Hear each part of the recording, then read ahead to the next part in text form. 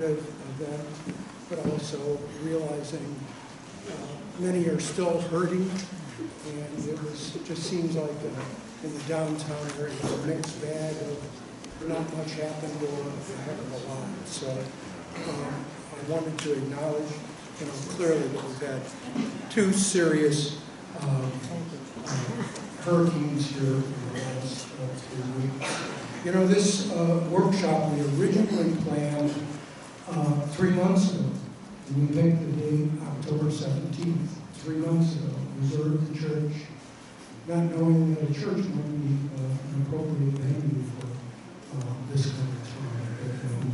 For those of you who are new to our events, we've used this room for a couple of years ago. I wanted to just ask, how many of you are first-time attendees of a disco workshop? Oh, wow, we've got quite a few, so welcome to our workshops. We tend to hold a couple of these a year, try to be topics of interest to our residents. I noticed also, I think as I looked at the list, I think we have roughly 30 different condo buildings represented here today. So a lot of representation, as we saw by a show of hands, a lot of you first timers. We hope you will come back, and if you're not a DSCA member, you would consider joining the organization.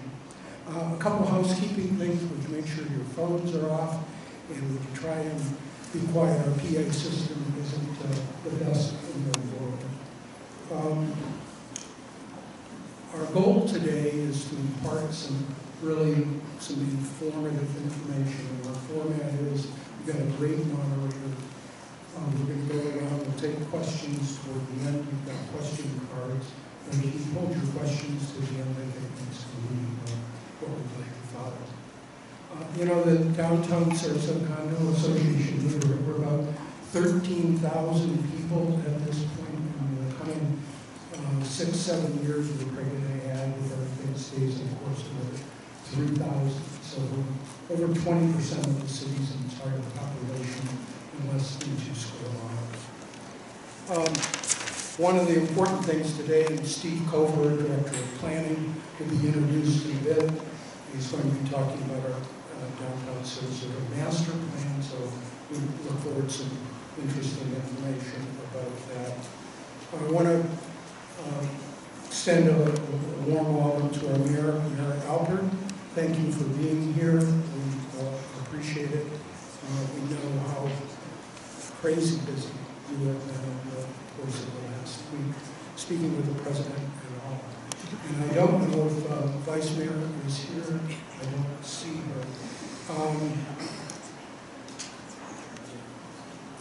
One of the things that we want to do today is convey information, but I think we would all agree that we are starting to come back already. I mean, there are mixed things. And one of the messages I hope you would take away from this is, the 40% or so people that are seasonal are seeing the national news that is not entirely accurate. That what you hear today, we hope you convey to them. So if there are normal plans are to come back around Thanksgiving, please come back at Thanksgiving and enjoy the weather. Don't wait till the first of the year because you think things are worse than they are.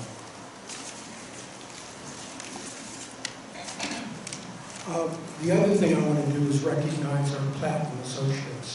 Without them, who are sitting around the periphery of this meeting would not take place. The church does not donate this room. In fact, we donate roughly $2,500 for the use of the room. So it's without the folks that support you here. So as the meeting ends, please get to know them. They're great service providers that act in our community, whether it be lawyers, insurance, elevator people, fiber optics, and whatever. But please try and support them. Now I'd like to introduce our moderator, Ray Collins. He's had a presence in Sarasota for over 20 years, 30-year career in news. He received the Florida's Associated Press Award for Individual Achievement. More recently, Ray has transitioned into the real estate business. He was really incredibly strong knowledge of events and news and real estate market. And for that reason, I think Ray is uniquely qualified to serve as our moderator today. So without further ado, thank you, Ray, and take it away.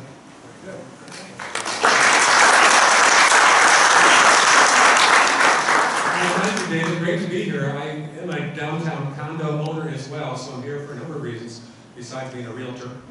Yes, I was on TV for a number of years. I'm going to be many of you. The mayor is here. Mayor Albert, nice to have you here. I was on ABC 7 and Fox 13, so my story is that I was in your home 5 days a week, and now I can sell your home. Got some cards I can pass out. But before we go any further, I want to introduce the panel. Thank you, Terrence. First time you heard that one. First off, I introduce the panel. The managing broker of Premier Sotheby's, Terrence Cook, right next to me. From the City of Sarasota, Steve Cover. The Senior Vice President of Brown & Brown Insurance, Mike Angers. From Tannenbaum, Lemollin Hill, Cindy Hill. And the President of the Association Banking Centennial Bank, Craig Fink. So those folks will be on the hot seat momentarily. But first, I'm going to advance this.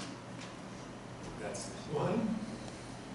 I also want you to recognize the folks who are here as far as the associate membership and sponsors. Please stop by the table so you get a chance at some point today. Try to ignore this next slide if you don't mind. No tomatoes, please. And now, thanks to Darren Caldwell from Right Way, who is the man who supplied the AV services for us today. So thank you to Darren Caldwell, Right Way Emergency Services. Busy time for him, I'm sure. So we will have time for questions afterwards. So you fill out the card and get them to the back of the room to Jamie or Kathy. We'll answer off the note card only, okay, at the end. Also, after questions, stay for our giveaway as well. And please also stop by the tables if you get a chance as well, please. We'll have prizes afterwards. All right, so now let's get to the hot seat. We're going to start with our friend Terrence Cook from Premier Sotheby's International Realty.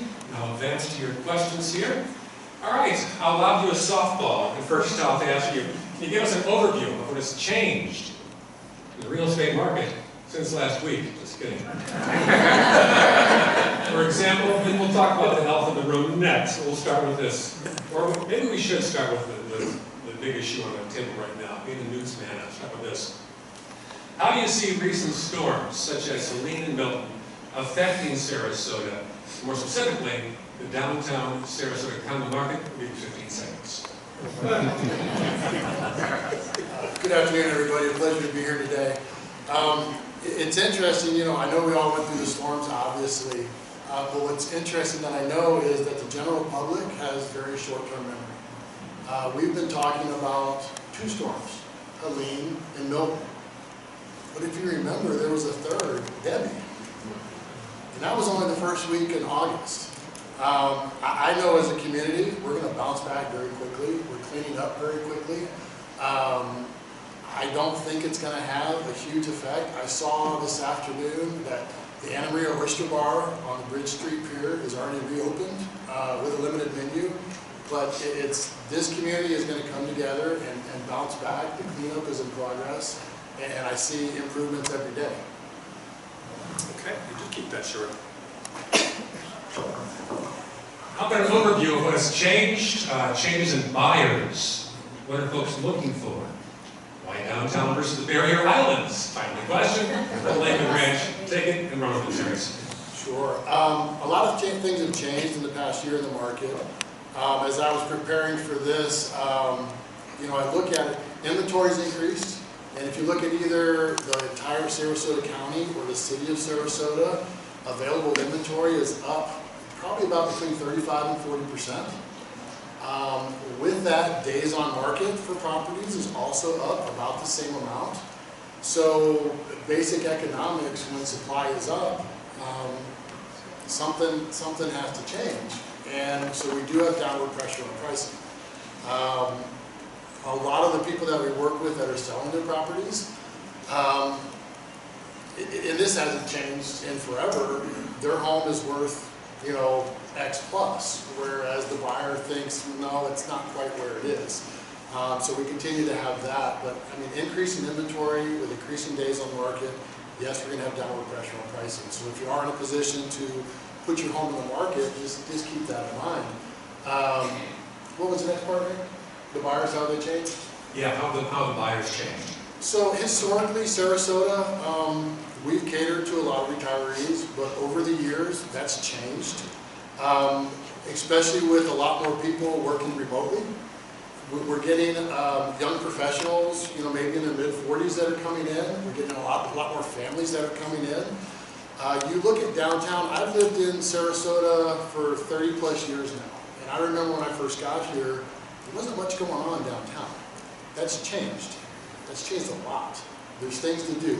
People, you know, what are buyers looking for? Why downtown? You still have the small town feel, but you also have the urban amenities. There's plenty of restaurants. There's nightlife options now. You've got access to the bay. You look at the barrier island, yes, that's going to change a little bit with the recent events, but it's still very desirable. We live in paradise, but that still caters to those that are looking for more, maybe a luxury lifestyle with beach access.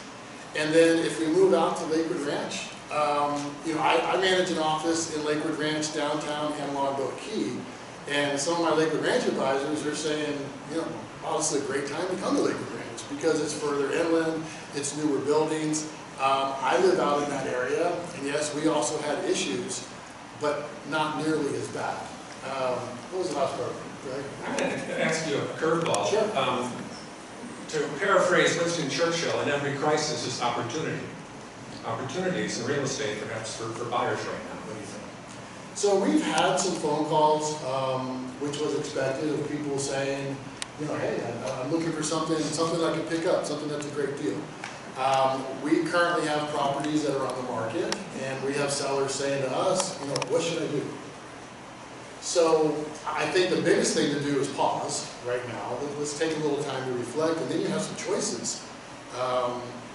Do nothing, sell the property as is, make minimal repairs to prevent further damage, repair the home, update the home, or depending on what the property is, it may be the time to take the home down and sell the property for rent. If you had a crystal ball to plug in right now, what do you think is going to happen to the average price of condos in Sarasota? I don't think there's going to be that much of a change based on the storms. I remember when, I think it was Ian when it came through, and you look at what happened in Fort Myers and Fort Myers Beach, and there was a drop in sale prices, but most of that was due to people selling their properties as is, and it quickly rebounded after that. What sort of things can a person or association do to make their condo more valuable for resale? So for an individual, you know, updating the property is very important. You know, when I say updating, the highest use areas are going to be the kitchens and the bathrooms, and that would be updating the fixtures, updating the lighting, updating the appliances, also updating the flooring in the property, either with a hardwood or a vinyl plank, something that's maintenance free. Changing the window dressings to something that would allow more natural lighting. Now, for an association, you only get, you know, one shot at your first impression. So make sure the landscaping has been upgraded and is well kept. Paint the exterior of the property. Upgrade the lighting. Make sure there's sufficient lighting. A lot of buyers today are looking to see about the security features of the property. Are there cameras in the area that make them feel more secure? And it's interesting, I personally, I can tell a lot about a building by the condition of the elevator. So it's make sure that it is at a minimum clean, but updated, modern, everything works, because that's the initial impression. Also with that, the lobbies and the hallways. Same idea, updating the flooring, the fixtures, and painting in neutral colors just so everything's fresh and bright.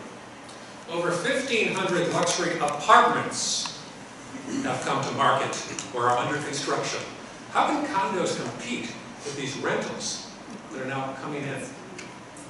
So, I don't know if compete is what needs to happen. One thing that I do know, when we have the apartments, those are normally people that are going to live here year-round. So one of the things that I think is going to happen, it's going to take some of that seasonality out of our market, and I think it's going to be better for everyone, because those people that are living here year-round, it's going to generate more cash flow for the businesses. So I think we will have more nightlife, more restaurants, and I think we're going to have a livelier downtown. Some of the basics that we've had before, you know, with renting versus buying, you know, building equity, or if you're paying rent, or you just, you know, giving your money to someone else, that still applies. But overall, I think, you know, having the condos, those are also going to be people that are buyers in the future, that are owners. So I don't know if they need to compete against the condos, but I think coexisting together is going to be a good thing. Question near and dear to my heart, new real estate commission laws. National Association of Realtors. So how are these affecting buyers and sellers? No comment. No, it's interesting, especially, you know, with both of us being in the real estate business, and I know some others here in the room that are as well. It seems like what we've done is, you know, in the interest of transparency, we've removed a lot of things that we used to use in the business, you know, to facilitate our business. I know with my experience, not that much has changed, except we've generated additional paperwork. In most instances I'm seeing, the sellers are still offering buyer agent compensation. It does vary a little bit more than it used to. We just had a conversation the other day, a property that's currently on the market, and the seller wanted to, instead of offering buyer agent compensation, now wanted to offer zero. Okay. He ended up changing his mind, because one of the things that I always like to talk with people about, the buyer's agent is going to be compensated somehow. And either the compensation is in the left pocket or the right pocket, it's going to be part of the transaction. So for us, if we're working with the seller, we talk about, let's go ahead and have that negotiation up front, talk about what we're going to offer the buyer's agent, and then advertise it that way. Would you suggest the status quo and have sellers continue to offer 3% each side to attract the most business? The wonderful thing about the real estate business is there's so much flexibility, and there's so many different ways to do it. I think it would depend on an individual broker situation and a buyer or seller situation. Okay. Final question, then you can step down. Here we go.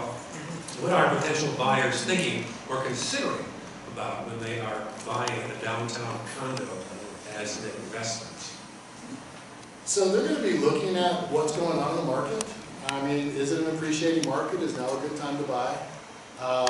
They're also going to be looking at some of the things that I've already talked about. What is the condition of the unit? And if the condition of the unit isn't, you know, isn't updated, does the price reflect that? They're also going to be looking at what are the rental options? Are short-term rentals a possibility? Is there a wait list to rent the unit? Some of our condos, you know, have an ownership requirement. We have to own it for 1 or 2 years before you rent the property. So all of those things are important. Also looking at their exit strategy. We've already talked about the amount of inventory. Inventory is building. It's a lot of different variables. HOA fees. I know after the storm, we're going to have some of the condos are going to have special assessments. How is that going to impact the financials for that potential owner? And all of those things come into play and need to be looked at. Before I let you go, can you give me a word or a phrase and how you describe the current real estate market in Sarasota? A word or a phrase that might pop into your mind. We live in paradise. We do. And as I said, I've lived here for 30 years. This is much more than a word, I know that. But whatever happens to us, this is a fantastic place to live. It's why we're all here. And it's going to continue to be that way. Are we going to have cycles? Yes, the real estate market is cyclical. It's going to continue, but I think overall, we're going to continue to appreciate it. Very dynamic market.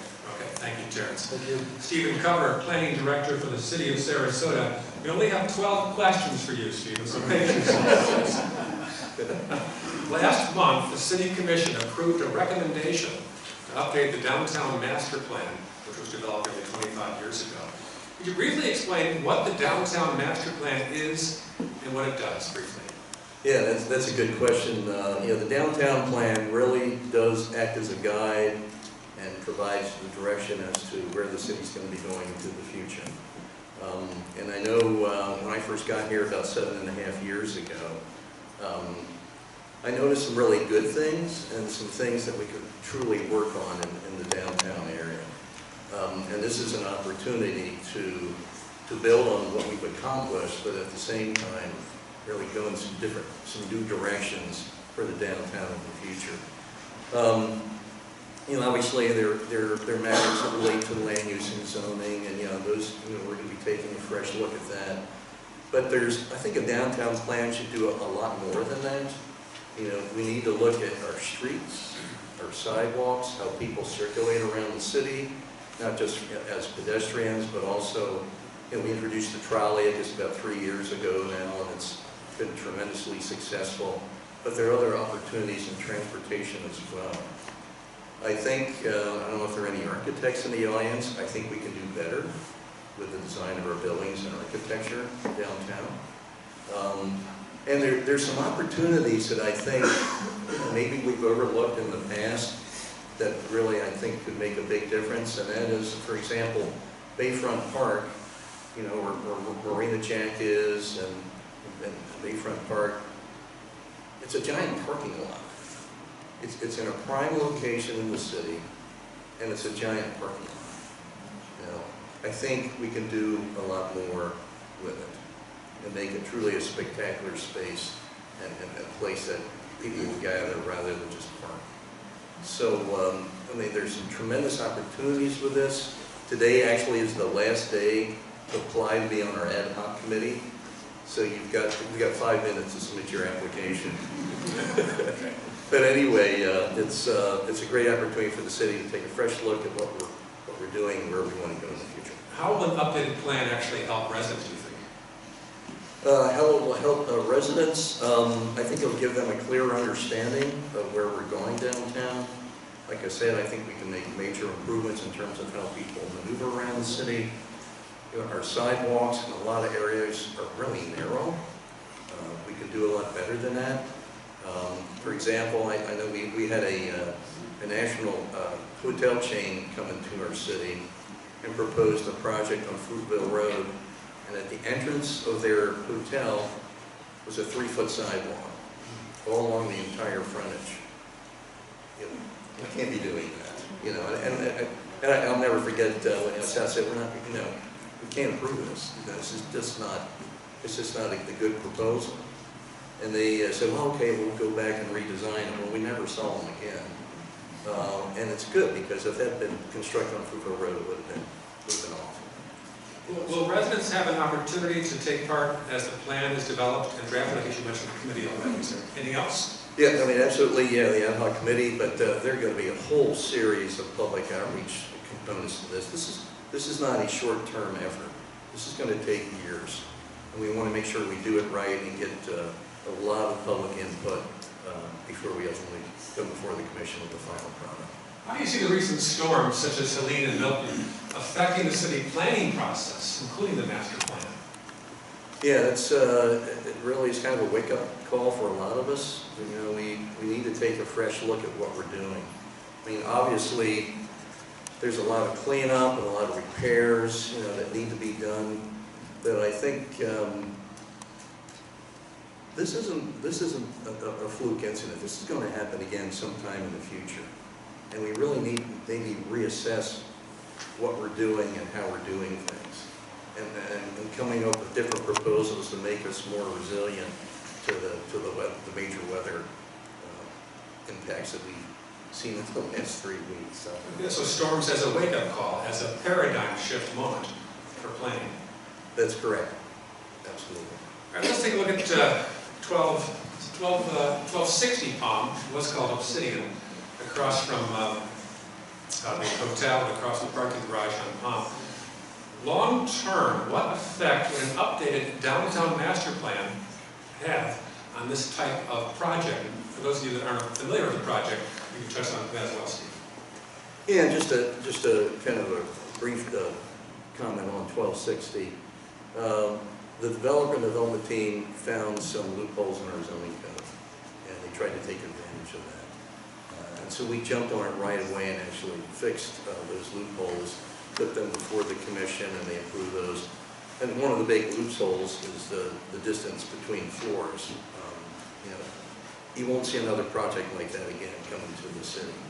But you know, with the downtown plan, because we've seen that kind of thing, we know we need to address building design as well in this downtown plan. That's exactly what we're going to do. Would a new downtown master plan therefore include building height limitations?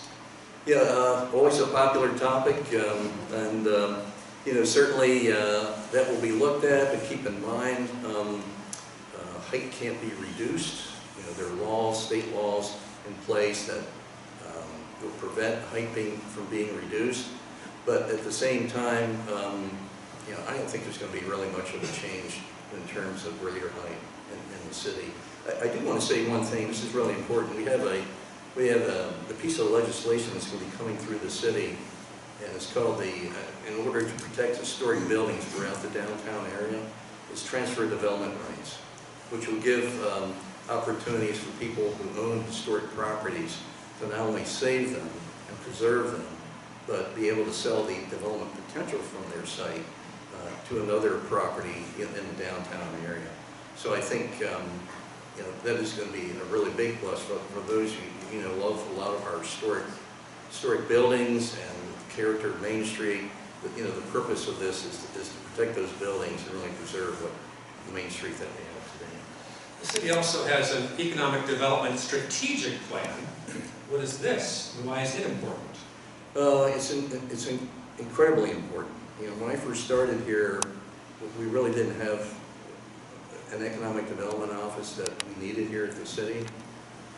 We now have the proper staffing.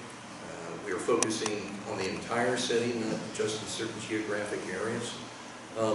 And what's been interesting is about 3 or 4 years ago, of course we always show up on polls and things like that, but we were named the #1 retirement city in the country, and in that same year we were in the top 10 for millennials to locate to. That's a very unusual combination, and it shows that there are changes taking place here. There are younger people moving in. We're getting more and more startup businesses, which is terrific. That's what we want to see. And I think, I know one time I spoke to a group, and I said, the average age of Sarasota is 46, and it's dropping. And we have a lot of older population. We have a lot of new young population, but nobody is actually 46 years old in Sarasota.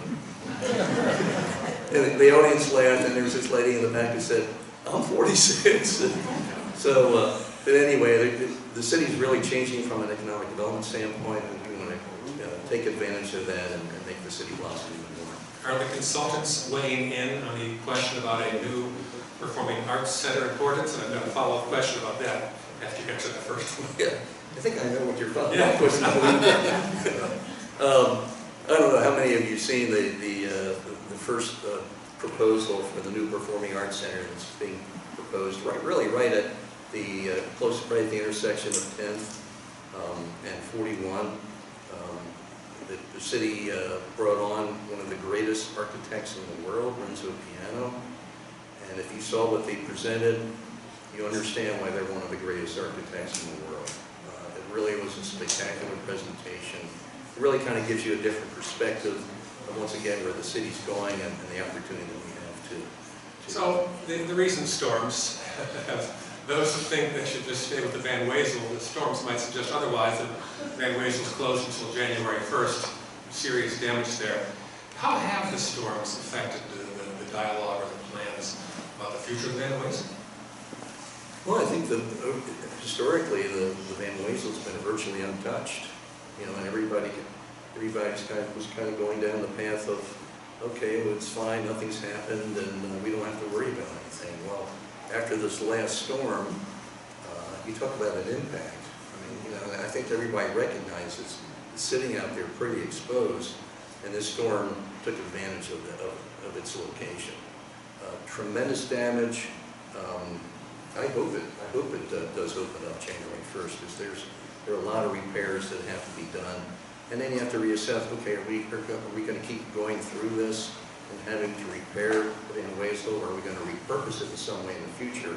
Which, you know, I think is the plan, but, you know, we don't know what that is yet. Right, the topic is climate change. Your department includes the sustainability group and their work on the urban forestry project. Tell us more about the urban forestry project. Residents would like to see more trees. Yeah.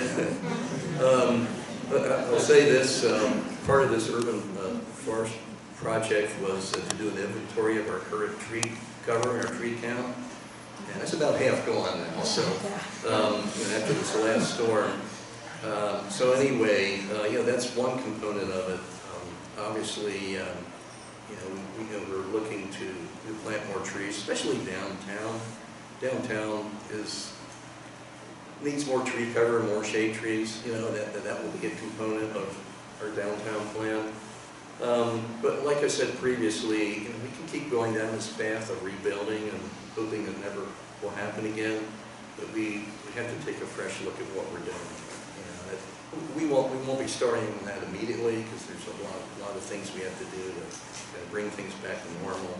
But in the future, we have to say, okay, what can we do differently to maybe protect more of our resources, protect our tree cover, and be ready for the next one that comes. All right, thank you, Steve. Any closing thoughts? I'm curious if you can give me a phrase or a word as to how you're feeling these days working in City Hall. Really optimistic. With the storms coming through, it's a huge wake-up call, but it also creates an opportunity for us to move forward.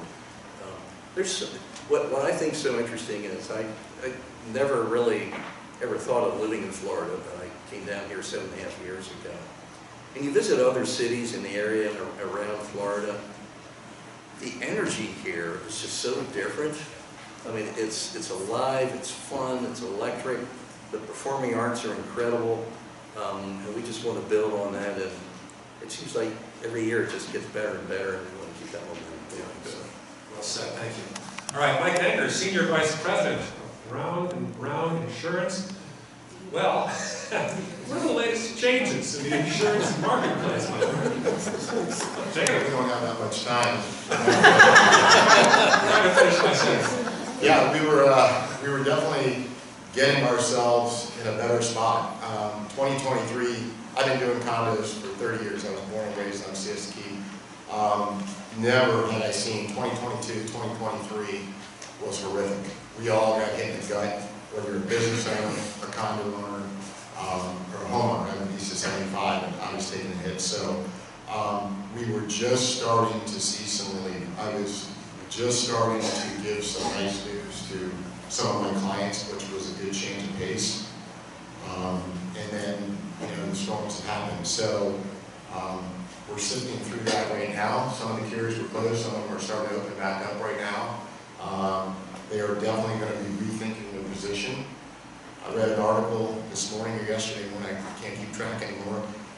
So far, they're looking at what they think between Helene and Milton, just property-wise, somewhere around a $55 billion hit.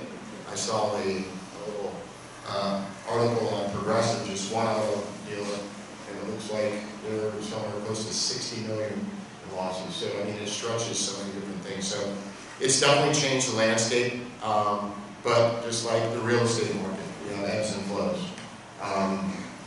People say, will it ever get back to where it was? No, it definitely will never get back to where it was.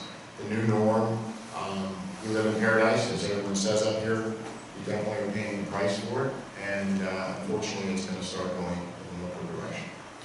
What types of things can condo owners do to help lower the cost of their condo insurance? Yeah. You could move that condo out of Florida. Outside that, realistically, your condo, it is where it is. The construction is the construction. If you're really wanting to do everything you can possible, and I would say this to my clients, and I actually took one of these hits, two things. One, you can update your roof, get it in the best condition. Roofs are a huge concern. And I just put impact glass in my house. I wish I had done it, 5-10 years ago, and I'd probably paid half. But I said, I'm going to stay there forever. And I can tell you what, I felt a lot more comfortable through the storm. Plus, you do get a discount for that. So if you want to make yourself, put yourself in the best marketable spot, because agents, what do? They go out to carriers, and there's only a certain amount of carriers in the state currently writing, and we do our best job to make you stand out and look good. So their hot buttons are the roofs, claim history, maintaining the property, and so forth. So help us help you is the case. And I know no one wants to hear that in a market that's already being hit with all these assessments, fully funding reserves, and all that stuff. But you got to think these buildings are your homes, and you got to invest. And some people don't. Some people are investors, and they're like, they don't want to pay much now. But the reality is, if you want to make it storm to storm and last, you got to think of solidifying that envelope of your building the best way possible, so the insurance carriers, at least you get the best shot, the best rates, and the best program out there. The next question I have scripted here is about Helene and Milton affecting the insurance market going forward. I think you've touched on that, all you want to say, right? Yeah, most definitely. I mean, the insurance carriers, they're used to having storms. The big hit that we got in 2023 and 2022 basically wasn't because of all the storms. It was all the fraud. There is so much fraud out there. And people will know it. It's going on right now. People are still knocking on doors, fraudulently trying, hey, and my wife called me the other day, and she's obviously up to speed on it because we walk every night and I talk her ears off about insurance. But the fraud is a big deal. She got, somebody knocking on our door saying, hey, let us look at your roof. Our roof is in fine shape. It's a new roof. And she's like, no. He's like, listen, we can find a problem. Let us get up there. Things like that and the fraud is what really hit us hard. So if we can peel that back, storms are going to hurt us up and down, but like I said, if we can really curb that in, it's going to help out from storm to storm. How should an association prepare their budget for insurance? Yeah, so budget time was probably last month, and I've gotten several emails, and Mike, I know you're really busy, but I know you gave me a budget number, but what do you think? I can tell you this, and obviously it's hot off the presses. We don't really know yet, but I have some clients that are renewing at the end of this month, and some at the beginning, that I had released quotes to. And this gives you kind of an idea. I released the quotes to it. The carriers had contacted me back and said, wait a minute, we want to re-quote this. We want to re-look at this. So they are readjusting, and you're going to be getting hounded by your agent, and they're going to say, do you have any damage? And if you do, it needs to be documented, and it needs to be noted, because no carrier wants to write a program that has damage. So I would say right now, looking at my crystal balls, downtown Sarasota, if we're talking, there's different stages, everybody's going to be unique. Downtown Sarasota, if I was to say right now, what would you budget? I would put a 10% increase in there, and hopefully we can get a little bit better. Out on the islands, that's a totally different animal. You got devastation out there. You got people that were in the state pool that were struggling. Now you have damage. And realize this, no carrier, let's just say we're all carriers up front here. If I come to a carrier with somebody that has any damage at all, they're going to say pass. Realistically, they cherry pick. They're going to cherry pick, and they're going to go through and they're going to readjust. So if you are renewing shortly, and you've already had your quote, I would check with your agent to make sure it's still good.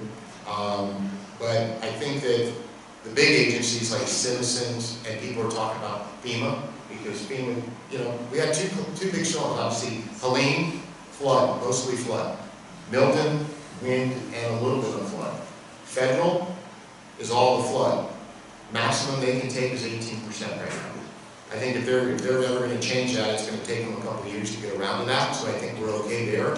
But these open markets on the wind, they can charge whatever they want. So hopefully they won't take advantage of that. I mean, if you're a good risk and you're downtown, I see downtown not being nearly as effective, and out east, as like I said, the ones on the islands are the ones that have to worry about that. Maybe a chance for closing takeaway thought. Give me a sentence or two from the insurance perspective. 1 or 2 sentences, please. Yeah, so what I would say is this. We just went through 2 cat events. If you have a claim, be patient. The process will work through. Everybody is working 2 cat events. I have people calling me up every single day after the storm. I don't have an adjuster. Why don't I have an adjuster? Well, these guys are coming from everywhere trying to get down here and adjust. We have to have patience. My last comment is, if you're lucky enough not to have a storm, it's humbling, or not to have a claim. It's very humbling. So feel blessed. I was blessed. I have some tree damage. And know this, let me tell you this. No one's getting coverage for tree damage, landscaping, and all the sand that had to be removed. Those things are not covered. It's not because your agent didn't do a good job. It's just not something that can be covered on these policies. It's typically the buildings, the structures themselves, and things that are inside the structure. All right, thank you, Mike. Thank you. Legal perspective now from Tannenbaum, Lamolin Hill, Cindy Hill. What are the latest changes in condo laws? What are the latest changes in condo laws and regulations, Cindy? Okay, well, normally I would talk about that for a half hour to 45 minutes. I'm not going to do that, but I brought my little cheat sheet to help me go over real quick some of the highlights. I will say for our website does have this same little summary cheat sheet on it, so if you have questions, you're welcome to look at that, or of course get with your general counsel. But the legislature this year, I'm going to go over the condos, not the HOAs, but the legislature this year for both fronts really listened to a lot of the bad things about community associations. They heard a lot of complaints from owners. Owners complaining that they couldn't get records, they couldn't speak at board meetings, they couldn't get what they need.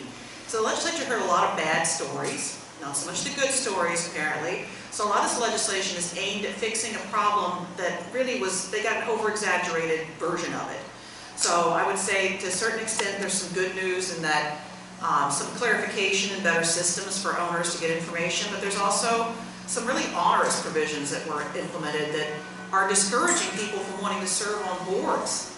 So those of you in the audience who serve on a board of directors of your condo, I have a lot of sympathy for that. There's a lot of new laws and some scary potential penalties that look pretty scary in reality, but I tell my clients that you're not going to end up in prison unless you do something that you already knew was illegal. Don't take the association's checkbook and go to the Hard Rock Cafe and gamble it.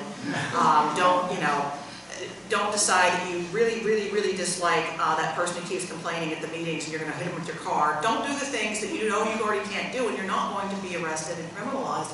But some of this new information looks pretty intimidating. I have had some board directors who quit because of it. It's a bit of an ugly world. But I'll go over the real quick highlights, and I have my cheat sheet because otherwise there'll be one I'll forget. There's changes now to how owner email addresses can be used. It used to be if you submitted your email address to the association and wanted information from it, other owners didn't have a right to see that. Now if you submitted your email address to your association and you want official notices, owners have a right to see your email. So I've been telling some owners and board members you not want to think about having an email that you really just use for association so that you don't have to have any sort of issues there where you end up with somebody sending you emails to your personal email account you really didn't want. There's some now new documents in the official records going to some of the issues we've discussed today. Building permits now have to be part of your official records as a condominium. So if you have to get a permit to get your roof replaced, put new windows, shutters, whatever you might be doing, those now have to be part of your official records.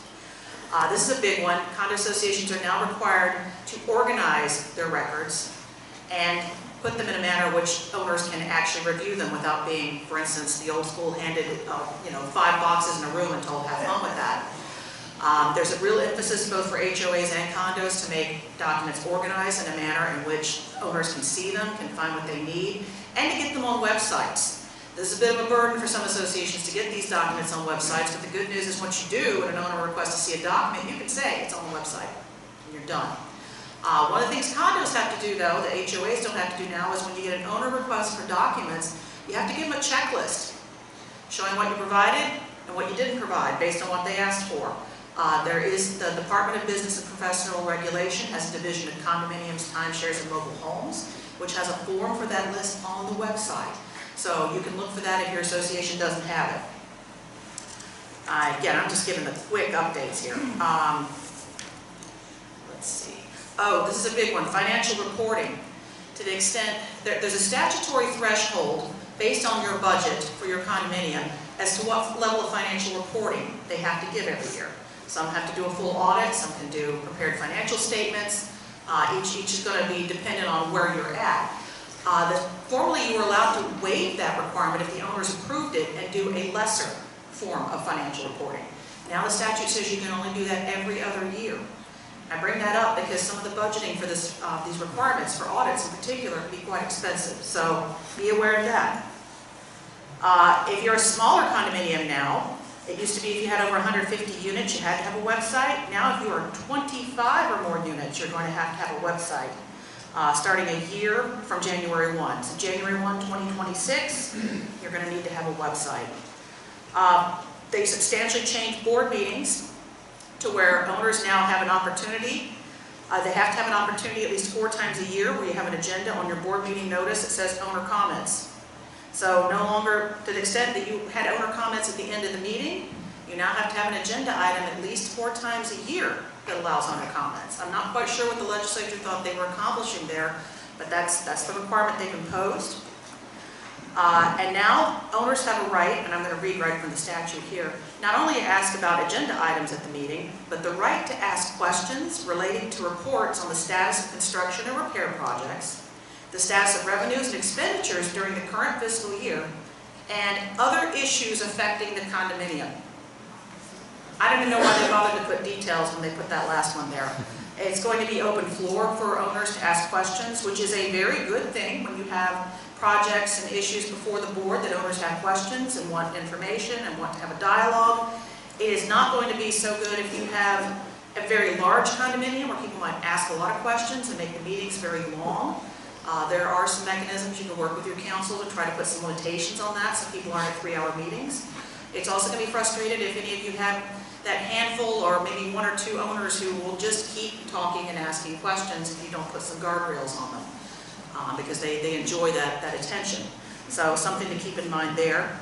There's also a new requirement for board meetings. If the board is going to approve a contract for services, that contract needs to be part of the meeting notice. It needs to be attached to it. Now you might think, well, that's okay. As a board director, I get my meeting package and I'm ready to go. Well, the hassle there is where you post your notice on the community physical location or on the website. You're going to have to include a proposed contract if you're going to approve it as a board at that meeting. Again, I don't know what the legislature really thought they were going to do with that, but that's the requirement we have. Board education requirements. They have totally raised the requirements now where you have to do a 4-hour course as a board director because you didn't already give enough free time, right?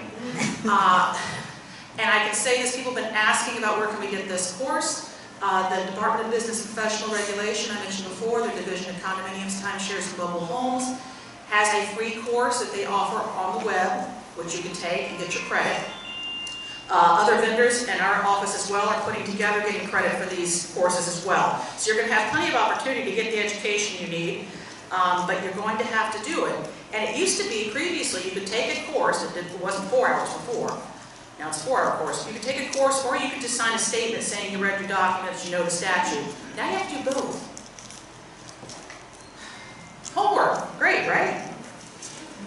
So let's see. I think that the other issue is hurricane protection. I think that's the other big one. I'm skimming over some of these smaller ones in the interest of time. It used to be that residential condominiums had to adopt code-compliant hurricane protection standards. You should have a hurricane protection policy. It's also now all residential and mixed use, so if you are mixed use, you have to do it. If you are a newer building, odds are you were built with impact windows, you may not have a concern there. If you're an older building, you need to make sure that whatever your policies are for improving windows, or if you're smaller buildings, putting up shutters are all going to be clear.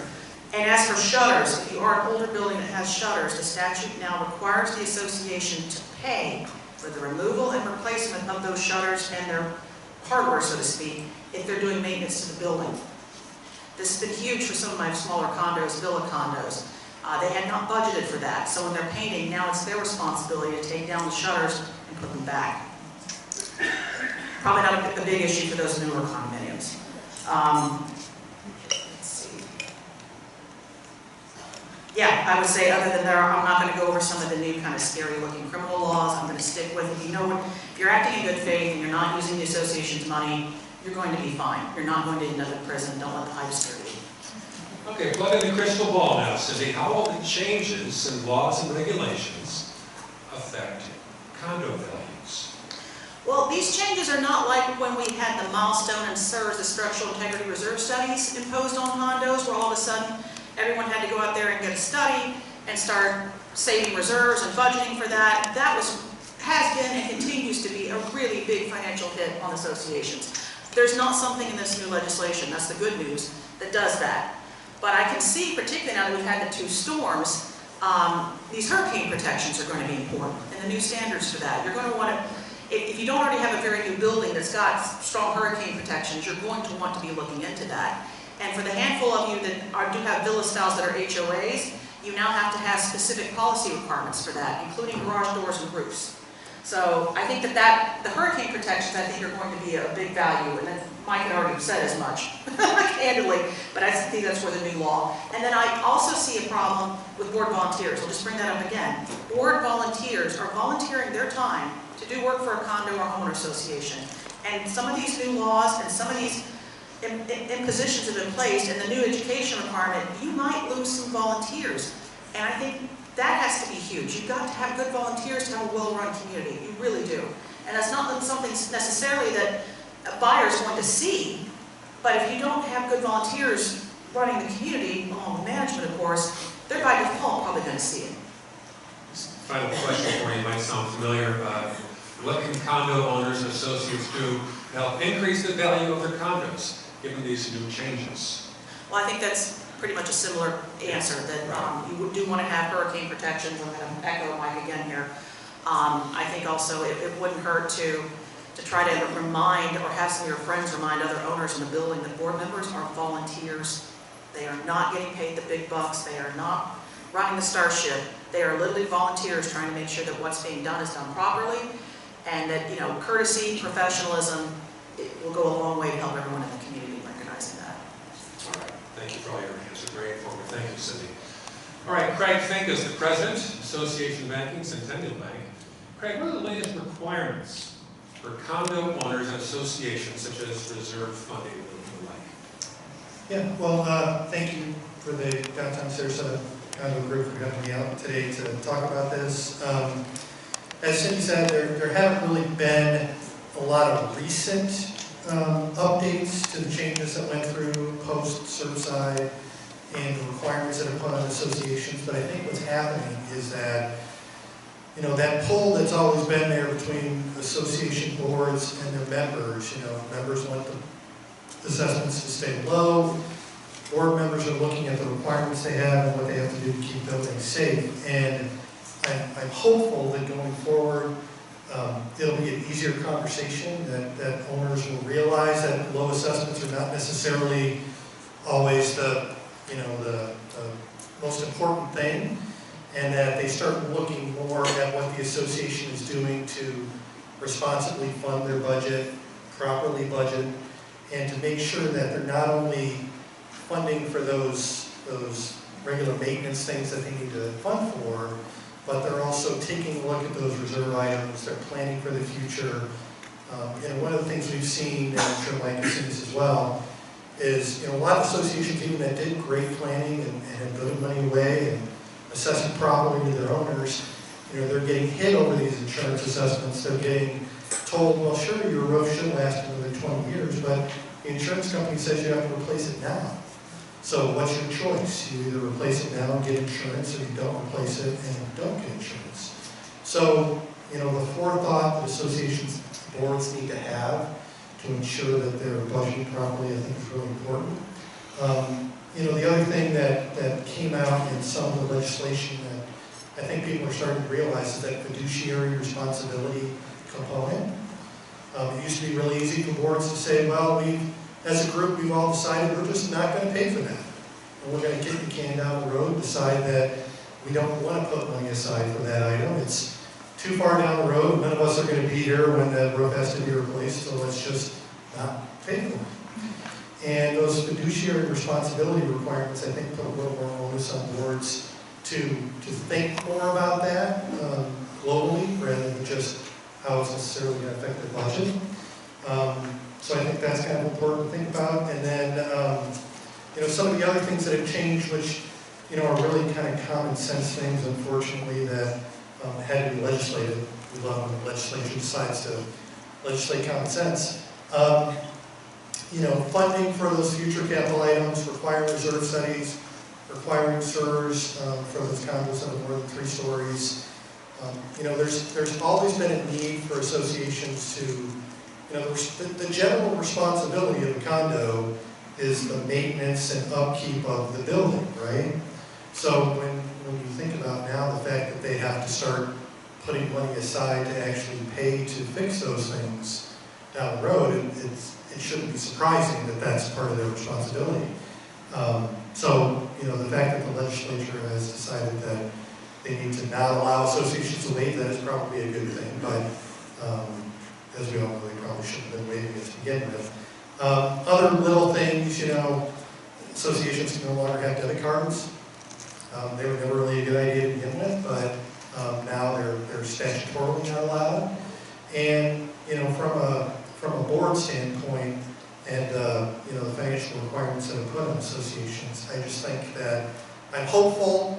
I talk a lot, I teach classes and speak in front of groups like this, and I always try to stress the importance of that future planning. And I'm hopeful that, as Mike said, you come through the storm, you're grateful they didn't have any damage, but the reality is that you just walk down the street, you're walking over from where I park my car, and you can see that not everybody was that lucky. So the storms are going to continue to come. You still need to continue to plan whether or not this year ended up being a good year for your condo. Can I ask you something? Sure. Okay, absolutely. So on many of my meetings out on Siesta, where there's a lot of devastation, they're talking about assessments, how they're going to come up with the money. You're hearing cash is king, your contractors are needing money. Are you getting, a huge question, everybody, that's the biggest concern is money. How are we going to do this? People are complaining. Are they coming to you now? Is it better to set up a line of credit?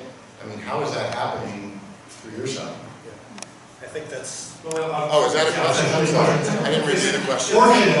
Is it better to raise HOA fees or do a special assessment? No, that is fine. That's a very good question. So somebody thought it was a good enough question to put it in the program. Budgeting is king, right? Budgeting is what you do every year with your best laid plans to make sure that the association is planning properly for the year. Nobody likes the special assessment term. It's a kind of dirty word. And it's obviously not as easy to accomplish as just passing an appropriate budget. But the way that association boards and association members should be thinking about it is the budget is the best plan for what we're expecting. The special assessment is the plan for the things that we're not necessarily expecting. So whether it's a 50% increase in the insurance premium that we weren't expecting, or it's the uninsured item that that you didn't realize you were going to have to pay for that you weren't expecting, or it was the increase from the plan that you had to where you actually are today because costs have gone up and contractor availability has gone down, so everything's more expensive. That special assessment should always be the last resort, really, when it comes to funding, but there are a lot of associations, especially in an emergency situation, that's really their only option. They have to go through that process. How can a bank help with funding for capital improvements or large-scale projects? I'm so glad you asked. I can read your writing clearly. Right. So, if anybody has ever been to any class that I've ever been in front of a board, whether it's HOA or condo, the one thing that I always mention to people is, that forethought and planning and potential of having some type of immediate availability of funds when the time comes. So, ideally, as a board, you can just assess a bunch extra and put it in an account, and leave it there, and just if you have a meeting, you can just go and spend it. The reality is that's not practical, and it's not really in the best interest of the board or the owners to do that. So having some type of funding in place, immediately. We work with condos all across the state of Florida, so unfortunately, Michael and Irma and those other storms that were a little more kind to this area were not necessarily kind to other parts of the state. And everywhere I go and everybody I talk to, I always mention the fact that they need to think ahead to what potentially they're going to need when that time comes. Every building that is along the lake here has a fairly large insurance deductible, I would imagine.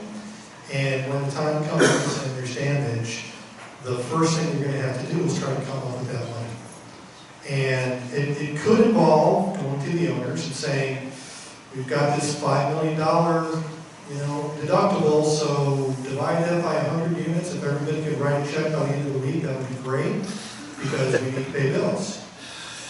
It's not always practical, and unfortunately, it's not always, you're not always able to do that. Even logistically, having a meeting to discuss doing that and going through the process of passing that assessment and collecting that assessment, that all takes time. So from a financial standpoint, one of the things that we do quite a bit for condos, and there are many other banks that do that, Cadence here's another bank who does that, offer lines of credit to associations. Essentially a large credit card that can be used for very specific things, not just we happen to decide we wanted to put in a water park at the pool, but for emergency purposes, for very specific purposes, that can be accessed immediately when you need that money immediately. I just got a call from a condo we work with on CST. They had a $500,000 line of credit with us.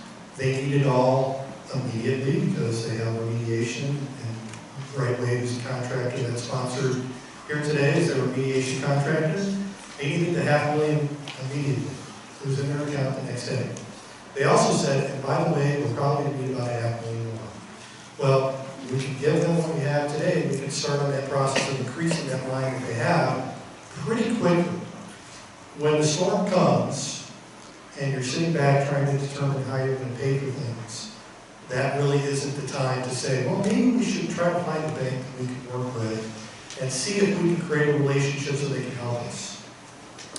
I do that all the time, and I love to do that, but from a logistics standpoint, there's only so much capacity that any bank has when that disaster happens. Having that in place ahead of time is definitely helpful.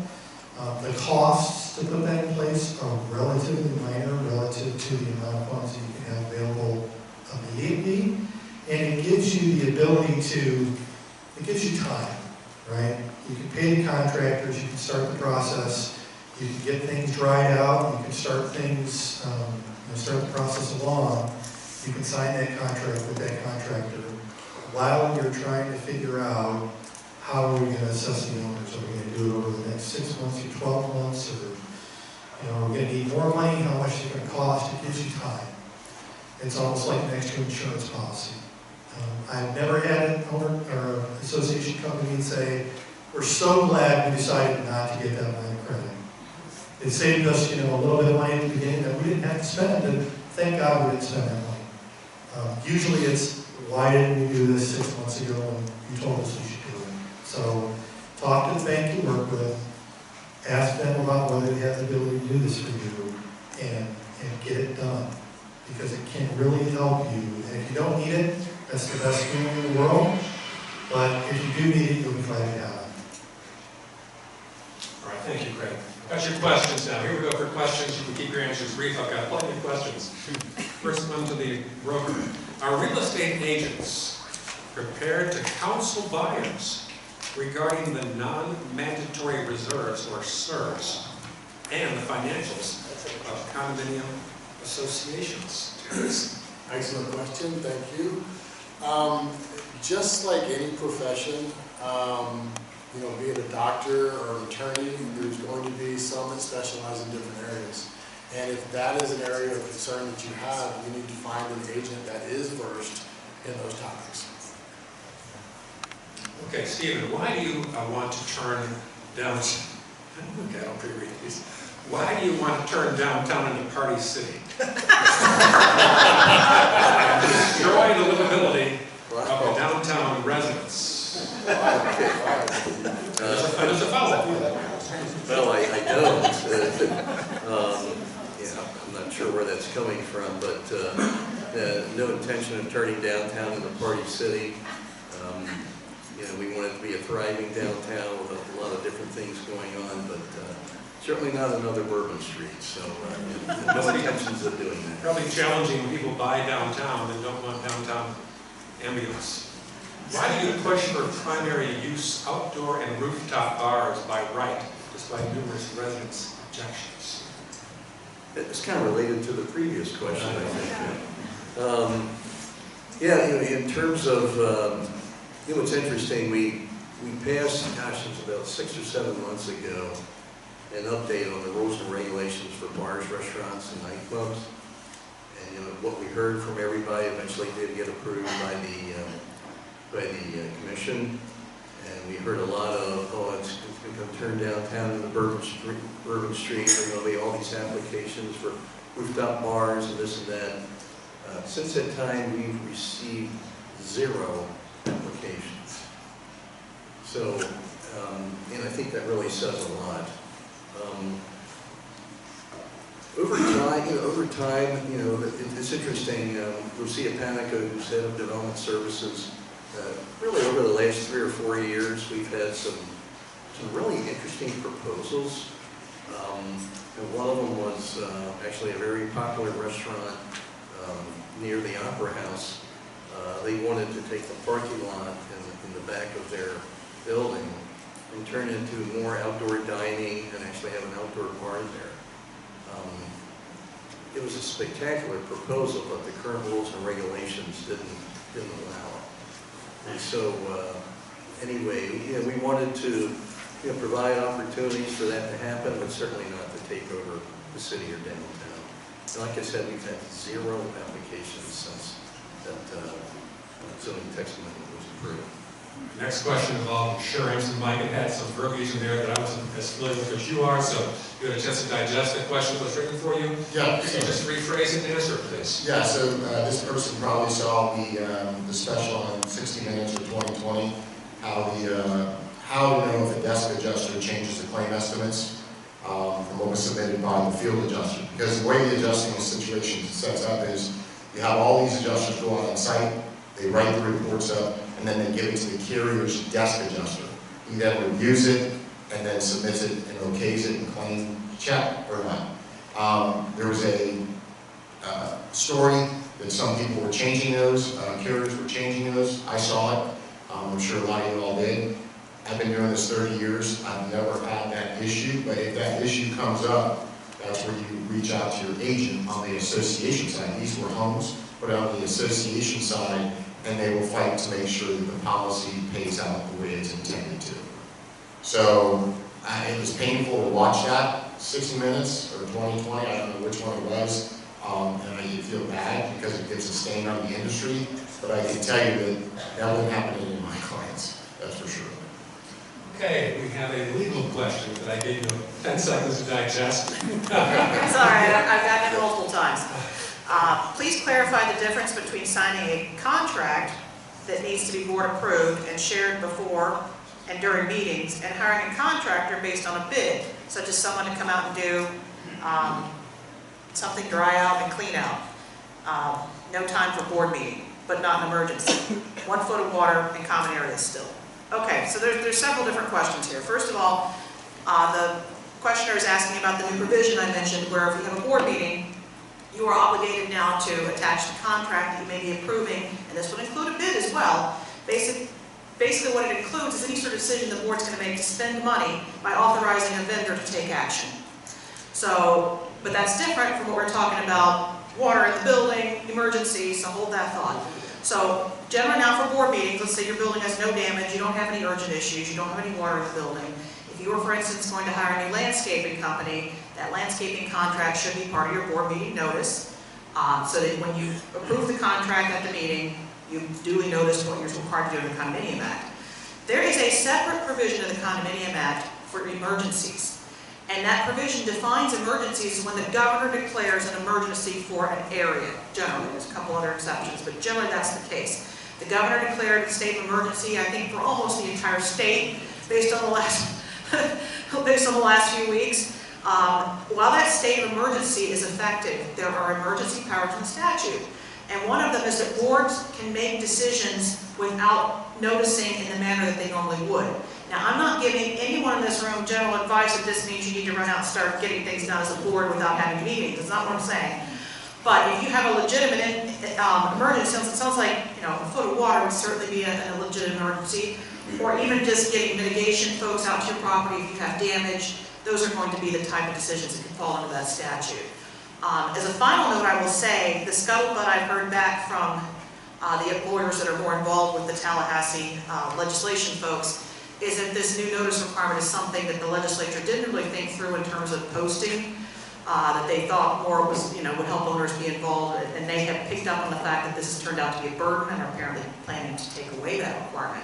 So don't get too worked up about it. Hopefully it'll go away. But I also hope this answered the question that there are two different standards for your regular board meetings, and there are exceptions for genuine emergencies when the governor has declared a state of emergency for the area. Okay, banking question came in for Craig. Craig, go ahead and read it to us and answer, please. Yes, so the question is, how long does it take for an association to get a line of credit post-storm? Like now? Today, when we leave here. So there's a couple things I'll say with that. The first thing I'll say is, it is a process. And it's a legal process. You have to have your attorney involved, you have counsel involved. You know, it is a legal contract, a legal agreement between the association and the bank. So in the best of times, with no hurricane and no pressing backlog of things to be done, it can be a 3 to 4 week process. So in the worst of times, when everybody needs money, and your current clients need money, and you have people who don't work with you that need money, it gets a little more complicated. The other thing I would say is, you know, when any bank looks at an association loan, essentially you're underwriting the association. So are they doing the other things they need to be doing responsibly to be a good credit risk, right? So all those things like, do they have a reserve study? Do they have a SERS? Are they budgeting properly? Are they collecting their current assessments? Well, the time to find out that you're not doing those things is probably not when you need a line of credit.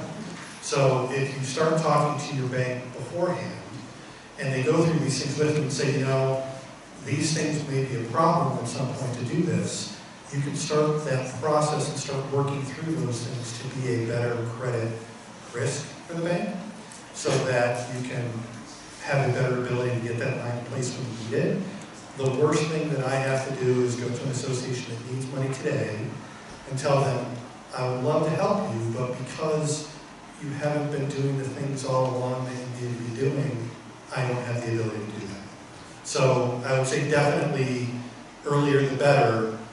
You know, and the worst point right now, it could be, you know, 6 to 8 weeks, and your contractor doesn't want to wait 6 to 8 weeks to get their payment. Can I add to that? Sure. I also want to add that some documents require owner votes to borrow money.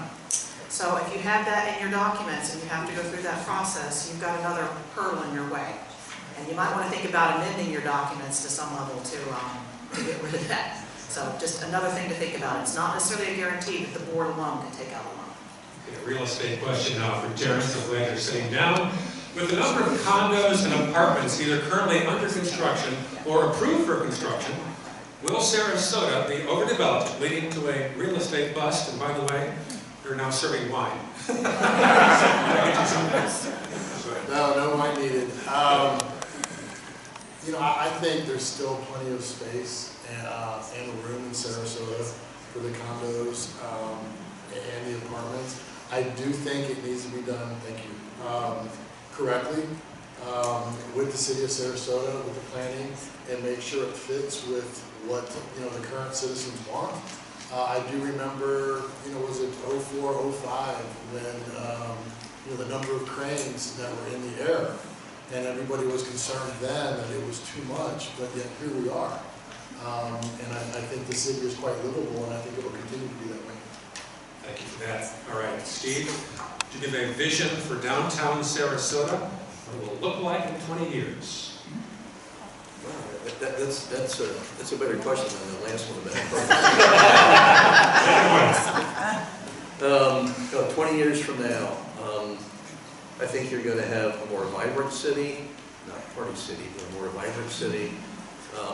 I think you're going to see some things, let's say Bayfront Park. I think there's potential to really convert that to something much more spectacular than a parking lot.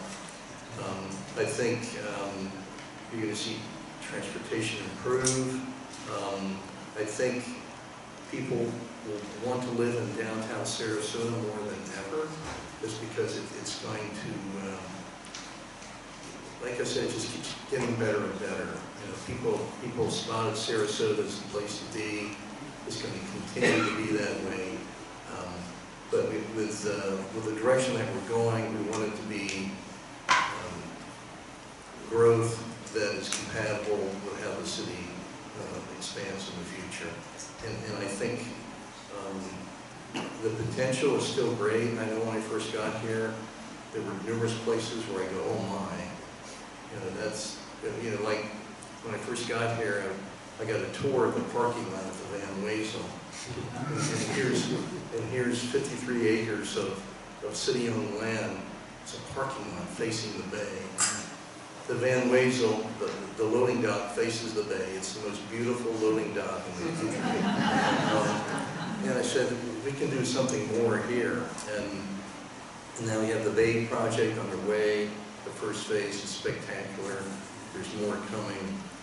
There's just so many more opportunities here to make it even greater than it is today. For Buffalo, they built federal housing and also the interstate along the waterfront there. Okay, this doesn't have a direction to whoever wants to answer it, so I'll just lob it out. Who wants to take it? How can a qualified property management company assist with these processes that were discussed today? Anybody want to take that? I can tell you through the storms, these property managers are going bananas. They're getting pulled 100,000 different directions, as they do already. They're just a complaint box is what they are. So I feel horrible for anybody that's a property manager through this. So that, from my perspective, their job just got 10 times harder if they haven't hired on. Some people are hiring on additional staff just to handle the claims and the process. With our homestead exemptions, when we sell a condo, the new buyer must pay a very high real estate tax. With high condo fees, living downtown is prohibitive for many. Can the city seriously address real estate taxes? I know you're not working taxes, Steve. It's well said. Point this story. He's not even the mic. No. Anyone want to touch that with a 10-foot pole? Outside your wheelhouse. I'm just thinking with, you know, with what the expenses it takes to live somewhere. I mean, those always have to be considered. And if downtown, if the taxes are factored into the cost of living, you may or may not be able to afford to live there, and you may need to choose somewhere else. Where do things stand on the Corporate Transparency Act? Another disincentive to board members. I'll take that one. This is a federal law that requires corporations to register for reasons of security and terrorism acts. When it was implemented, from best I can tell, nobody really gave any thought to the fact it was also going to include condominiums and homeowner associations, which are corporations. The form to fill it out, I don't have the link in my head, but I can certainly provide it if anybody wants me to. You can give me your email. You click on it and you look at it, it looks pretty intimidating. It's quite a few pages, but you realize about, I don't know, 8th, 9th question or so, that the majority of the questions only apply if you've only been a corporation basically in the last year. So that form looks intimidating until you realize that that is one of the clicks you need to do, because odds are most of us in here, our community associations have existed more than a year. It also involves providing the driver's licenses for your board directors. And I get some pushback from board directors, well, I don't want to provide that. Okay, well, you're giving it to the government. I mean, if they really want it, they're going to get it one way or the other. And you also have provided your information as a board director to the Division of Corporations when for Florida on subbiz.org. Anyone can go to that website and see who the board president is for your condo, who the vice president is, who the board members are. No, your personal addresses aren't there, but if you go to the Sarasota County Property Appraiser, guess what you can do? Slot those names in and you can find where people are. Information is out there anyway. I don't say that to disrespect anyone's need for privacy or wish for privacy, and some people have very personal needs for privacy. But this is something that we are recommending our clients comply with, that they fill it out before the end of the year. There is a couple of federal challenges to it, one in Alabama court, another one in another state, I can't remember, where they're, Virginia, thank you, he got it, where they are contesting the applicability, including the Community Association Institute, which is an institute that exists to advocate for community associations, that should not apply, but we're not expecting a change for that at the end of the year. So it's our recommendation that even though it is a hassle, it does seem like a bit of nonsense, so to speak, that you go ahead and fill out that, get your managers to help. Managers, in my experience, have gone through the process and been able to do it, because there are some hefty fines if you don't do it. So that's really the negative there. Anybody want to add to that? Okay. Sure. Can I just add to the last question, the property management company question? Go ahead. You know, one of the things as a board that you need to do is take advantage of the resources that you have. So if you have a licensed CAN that you work with, or you have a property management company that you work with, those people are professionals who can help a board make good decisions. And from a liability standpoint, correct me if I'm wrong, if you're a board and you're concerned about your fiduciary responsibility, taking the advice of experts that work in the field, that understand what you're dealing with, whether it's your insurance agent or your attorney or your bank that's giving you advice on things, taking advice of professionals helps limit that liability that you have personally for making decisions. So nobody protects you from, doing things that are illegal, as you said. But if you're making good decisions based on the advice of experts that you're receiving, including your management company or your CAM, then you're better protected as a board and frankly probably going to make better decisions. Okay, thank you, Greg. We're in the home stretch. I got it. Let me just say on that too, just so people, you're making bigger decisions, more decisions. It's a litigious world out there, as we all know. As long as you're doing your due diligence, like Craig said, and you're making these decisions with the professionals, you should have a directors and officers liability policy that will extend and cover you for those decisions. It will cover you, it will cover your manager while working on behalf of your association, and it will cover committee members as long as the committee is appointed by the board. So you can feel comfortable, you have that protection. We don't want to scare anybody. I mean, this is a scary time. They still need you, even though it's a painful job. You do have coverage there from your policies from the association. With that in mind, I've got one for you. Two-part question. It's clear that costs, insurance, risk, statutory are rising. What do you see the increase adding up to over the next 5 years? Yeah, that's a tricky one. Well, we keep having storms. We may all end up, at some point, when we go through, the peaks and valleys, we end up in the state pool. All of us have been with Citizens probably at one time or another, whether you're downtown Sarasota. So you could end up back in the state pool, where the rates are a little bit higher, coverage is a little bit less. I was hoping that we were going to climb a plateau and go back down. This is going to set us up a little bit, but if we have a season, next year that's a little bit softer, hopefully we don't go much higher. I mean, I don't know what more people can take, to be honest with you. Interesting question here, might not be for you, whoever wants to take it. How will these costs impact demographics in Sarasota? Well, I can tell you, most people, it's obviously more expensive closer to the water. So I think a lot of people I know, I've been hearing just being out on the islands the last couple of weeks, is people are just moving off. They're moving away. They can't afford it. Some people, that's their only home out there. And think about this. Those floods that happen out there, the FEMA policy does not cover for people to live elsewhere when they're displaced. If it was wind, yes. FEMA does not cover that. So some people have no place to go. They have to spend this money on renting. And if they're renting, they're not getting any money, any income. it's putting people out of business out there. It's really going to have an impact out there. I think a lot more people are going to move inland. I grew up on CSD, moved off, moved on, and moved off again. I just didn't want to deal with it personally. This one's for Steve. There was an initiative, and by the way, we're on the home stretch now, folks. There was an initiative to assess the county or city's water, drainage, and sewer systems that are outdated. It appears to have stopped in February of this year. Why is that? This is a very serious concern. You're saying this is the county? There was an initiative to assess the county or city's water, drainage, sewer systems that are outdated. Is that more county than city? I think it's probably more county than the city. Okay, you agree? Asking the mayor.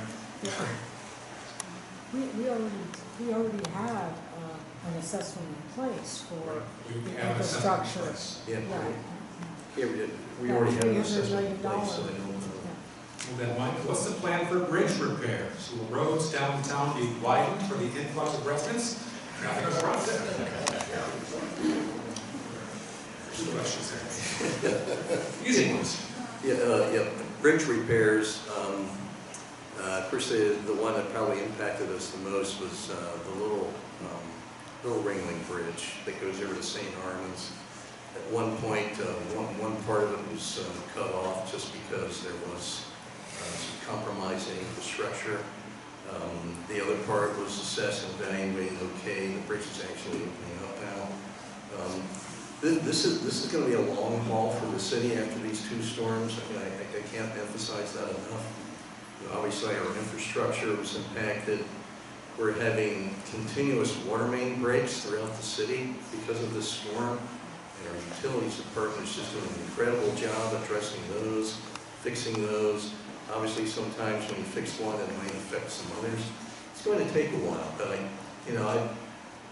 I've worked in a number of cities over the years, and I've never seen a team like we have here in the City of Sarasota to address all the issues that we address on an everyday basis, but the emergencies that we're facing now. Public Works, utilities, parks, these are amazing folks to work with. It's a great team. And we'll pull out of this and we'll move forward, and but it's going to be a tough time. You mentioned the bridge. You're talking, is the little Ringling one closest to Sarasota Yacht Club? And in which direction is the one that's really damaged? Yeah, it was the westbound lane, but I think it's been activated or is supposed to be activated. I haven't been out there, but still, that's also the bridge that the state DOT is planning on building a brand new bridge. So and that will make a big difference. Obviously, it'll be constructed to take on something like what we've experienced. Might they do that now then? So it's a high priority for state DOT anyway. So yeah, that would be coming. Condo legal question here. What is the time requirement concerning how much time do condo associations now have to respond to residents' questions? Okay, so let me back up. If a resident asks a question at a meeting, there's no time frame on that.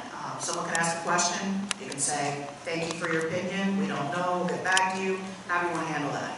I think this person is asking about, there's a statutory provision called a statutory inquiry letter, where if an owner sends a letter to the board directors or the management company saying this is a statutory inquiry letter, sends a certified mail out with the following questions answered, that triggers certain, and it doesn't happen that often, to be quite honest. I'll just say that. You think that more owners would know about this and take advantage of it. They really don't. But it triggers a couple of options.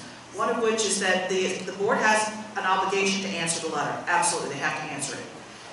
I don't have the best memory for numbers. I often tease that my brother, who's a synthetic chemist professor at Johns Hopkins University, stole all the math and science genes that my parents could deliver. But I believe it's 30 days that you have to answer the letter, except that if you give it to the attorney to answer, it's 60 days. So, whoever we're asking that question, if you want the specifics, come bring me your email, I'll send you the statute. But there is an obligation to respond to those written inquiries, and if you don't, the association potentially loses the ability to collect attorney's fees if the issue becomes litigated later on. So that's one of those things that a lot of people don't know about. And going back to the burden on management, when one of these shows up, your manager now has to either get with the board and get it answered or get your permission to hand it to legal counsel.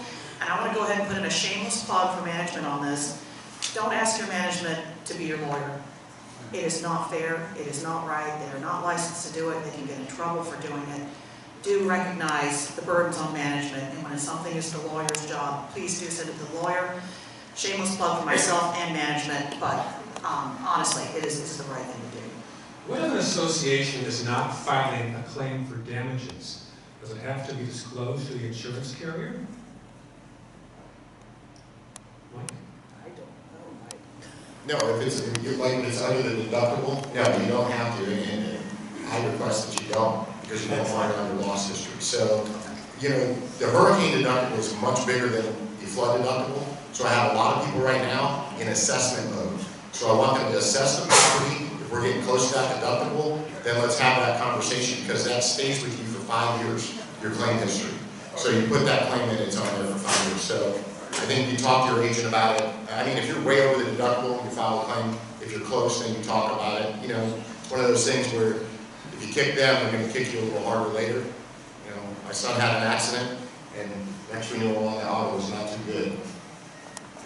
Do all contracts need to be made public? TV, internet, annual waste arrangement, pool servicing, multiple ongoing maintenance contracts? All contracts need to be available for the unit owners. They don't, there's a distinction between the fact that a condominium association and a homeowner association is a private corporation, and, for instance, the city or the state.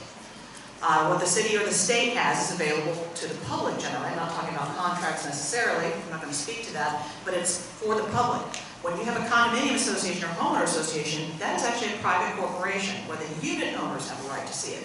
So what I say is, to the extent a unit owner wants to see the management contract, they have that right, but the Herald Tribune does not. So I hope that helps clear that up. When a document is an official record of the association, and that's going to be your contracts, it's going to be your agreements, it's going to be your board meeting minutes, it's going to be your notices. Those are all available for unit owners to review.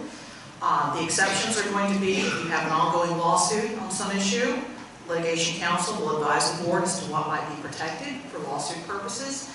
And if you have personnel issues that are private, such as if you have someone who works at the front desk who has been diagnosed with cancer and they want to have that discussion with the board, those are private as well. But those are the two general exceptions. Other than that, official records are available to unit owners. All right. Well, we have our associate member giveaway in just 2 seconds here, but I just want to say this has been a great function. Banking, legal, insurance, government, realty. How about a hand for our